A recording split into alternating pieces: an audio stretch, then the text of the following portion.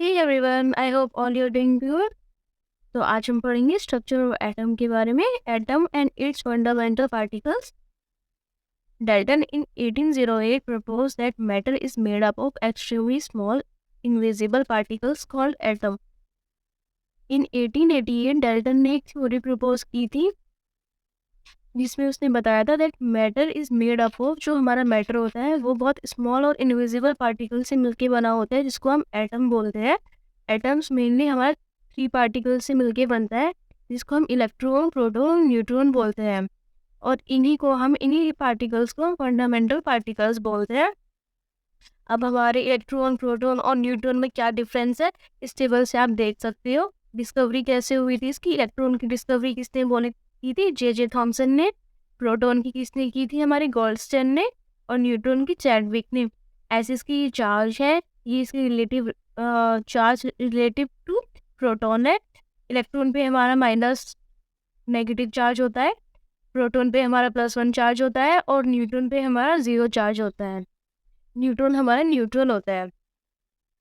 ऐसे इसका ये मास है. लोकेशन क्या होता है? जो इलेक्ट्रॉन होता है वो न्यूक्लियस की आउटसाइड प्रेजेंट होते हैं, वो न्यूक्लियस की आउटसाइड रिवॉल्व करते हैं. प्रोटॉन हमारे न्यूक्लियस में होता है और न्यूट्रॉन भी हमारा न्यूक्लियस के अंदर होता है.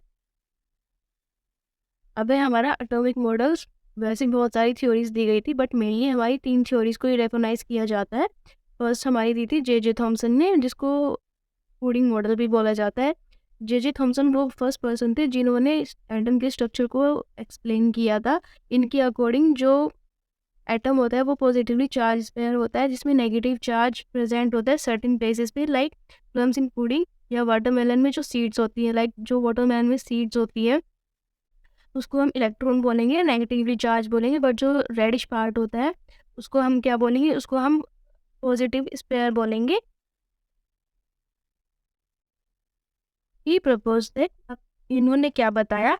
N atom consist of a positively charged spare.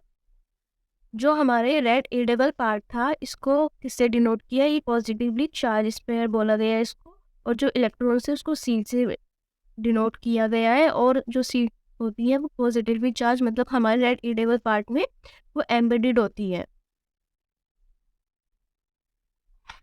अब सेकेंडली क्या बताया इन्होंने? The negatively and positively charge, जो हमारा नेगेटिव और पॉजिटिव चार्ज होते हैं वो इक्वल मैग्नीट्यूड में होते हैं. इसी वजह से हमारा एटम इलेक्ट्रिकली न्यूट्रल होता है. सेकेंड है हमारा रदरफोर्ड स्कैटरिंग एक्सपेरिमेंट. इसमें रदरफोर्ड ने क्या किया? इसने गोल्ड की फॉइल ली, इन्होंने फिर उस पर अल्फा रेस को पास कराया. जो हमारी गोल्ड की फॉइल थी उसमें बहुत सारे गोल्ड एटम कंसिस्ट थे. जो हमारी अल्फा रेस थी वो क्या थी? वो हमारी एक्चुअली पॉजिटिवली चार्ज रेस थी जिसमें हमारा हीलियम का न्यूक्लियस था.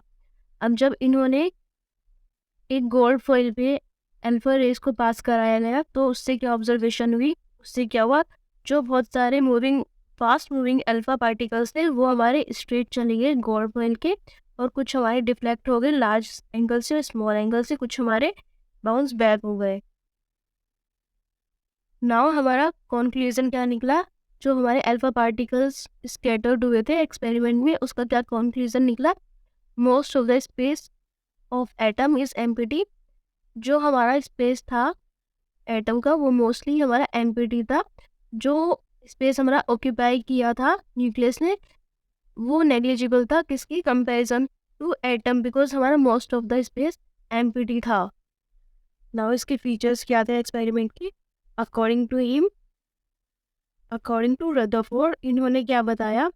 एटम की स्ट्रक्चर को सोलर सिस्टम के सिमिलर बताया है और इलेक्ट्रिकली न्यूट्रल कहा है एटम को.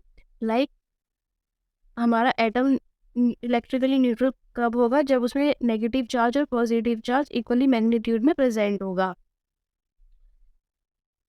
हमारे एटम में न्यूक्लियस कहाँ सेंटर में प्रेजेंट होता है? न्यूक्लियस के अंदर प्रोटॉन प्रेजेंट होता है. और हमारे इलेक्ट्रॉन्स कहाँ रिवॉल्व करते हैं? न्यूक्लियस के अराउंड रिवॉल्व करते हैं, लाइक जैसे हमारे प्लैनेट्स रिवॉल्व करते हैं सन के. ड्रॉबैक थे हमारे, it is possible to have infinite number of orbits. इन्होंने बोला था कि जो हमारे ऑर्बिट्स है वो इन्फिनाइट नंबर में हो सकते हैं, कोई लिमिट इन्होंने नहीं दी. और जो मूविंग इलेक्ट्रॉन थे वो कंटिन्यूसली मूव कर रहे थे. तो उनकी एनर्जी लूज़ हो रही थी और वो हमारे न्यूक्लियस में फॉर्म कर सकते थे। इनको कैसे रोकना है ये भी इन्होंने नहीं बताया था।